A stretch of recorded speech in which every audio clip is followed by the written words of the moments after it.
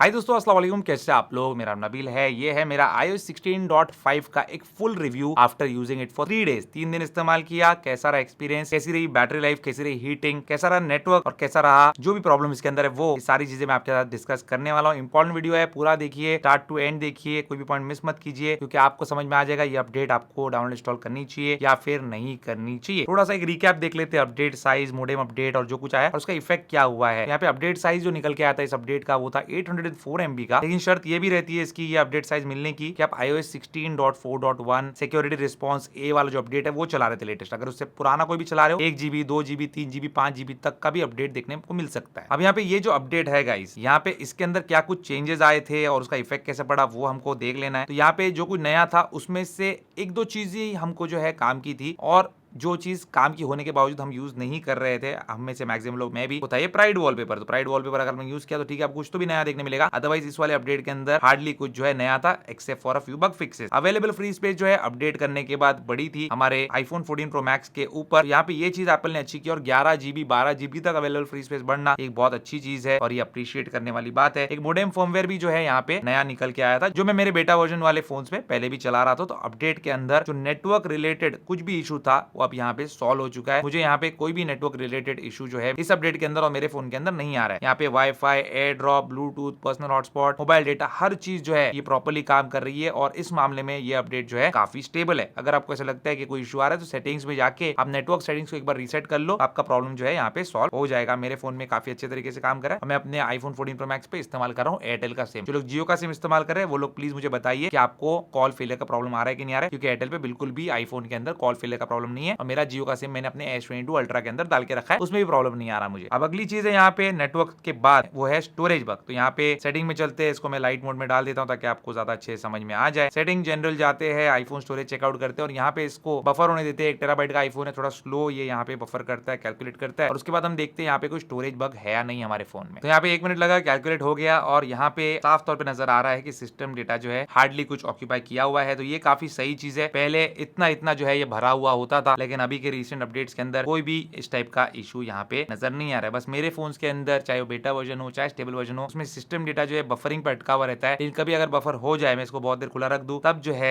ये 300 350 MB या 1 GB से ज्यादा जो है दिखाता नहीं है, जो कि काफी सही चीज है। आप बताइए बाकी आपका एक्सपीरियंस कैसा रहा? बिल्कुल भी स्टोरेज बग जो है इस वाले अपडेट के अंदर नहीं है मेरे फोन के अंदर। अगली चीज है गाइज, यहाँ पे कोई ऐप क्रैशिंग है या नहीं, ऐप का परफॉर्मेंस कैसा है। तो सारे एप्लीकेशन जो है इस वाले फोन पे मैंने इस्तेमाल करके देखा, ऑलमोस्ट जितने भी है, और यहाँ पे सब सही से काम कर रहे हैं। अब यहाँ पे कौन से ये देख सकते हैं आप, मेरे सारे बैंकिंग एप्लीकेशंस और जो एसेंशियल एप्लीकेशंस है वो सफारी में यूज करता हूँ, वो सही से काम कर रहा है। व्हाट्सएप एकदम सही से काम कर रहा है, कोई इशू नहीं आ रहा है। वो स्टेटस वाला एक बग था व्हाट्सएप का, वो सॉल्व हो गया। अपडेट ने सॉल्व नहीं किया, व्हाट्सएप ने ही सॉल्व किया है। एक स्टेटस की आवाज दूसरे स्टेटस में आती थी, वो प्रॉब्लम सॉल्व हो गया। ट्विटर और बाकी सोशल मीडिया एप्लीकेशन जैसे इंस्टाग्राम वगैरह, ये सारे जो है प्रॉपर तरीके से यहाँ पे इस वाले अपडेट के अंदर काम कर रहे हैं। मैं बहुत सारे क्रिएटर वाले एप्लीकेशन यूज करता हूँ, जैसे कैप्शंस है और बहुत सारी चीजें हैं। तो ये सारी चीजें भी प्रॉपर्ली काम कर रही है, तो ये काफी सही चीज है। शॉर्टकट्स एप्लीकेशन भी जो है सही से काम कर रहा है। अगर आप ऐप लॉक इस्तेमाल करें, कुछ कर रहे हैं, वो भी सही से काम कर रहा है, तो इसमें कोई इशू नहीं है, और ओवरऑल जनरल परफॉर्मेंस काफी अच्छा है इस अपडेट में। अब यहाँ पे कुछ ग्लिचेस है क्या, कुछ बग्स है क्या? तो हाँ, यहाँ पे भी अभी भी जो है बग्स है, और वो बग्स आपको कहाँ पे देखने मिलेंगे? वो देखने मिलेंगे आपको नोटिफिकेशन सेंटर में। देखिए अब यहाँ पे स्मूथली खुल गया, लेकिन मैं इसको 2-4 बार जो है खोलूंगा, देखिए अजीब सा जो है यहाँ पे इसमें ग्लिच आता है। ये ग्लिच अभी भी है, और अभी तक एप्पल ने इसको सॉल्व नहीं किया है, चाहे बेटा वर्जन हो चाहे स्टेबल वर्जन हो, अभी भी जो है आपको यहाँ पे इस टाइप का प्रॉब्लम देखने मिलेगा। तो इतना महंगा फोन लेने के बाद और iOS से जो हम एक्सपेक्ट करते हैं, उसमें ये तो डेफिनेटली एक्सपेक्ट नहीं करते कि इस टाइप का ग्लिच आए। हो कुछ नहीं रहा है, आसमान हमारे सर पे टूट नहीं रहा है, लेकिन भाई क्यों? ये जो छोटी सी चीज है, प्रॉब्लम है कि आप सॉल्व नहीं कर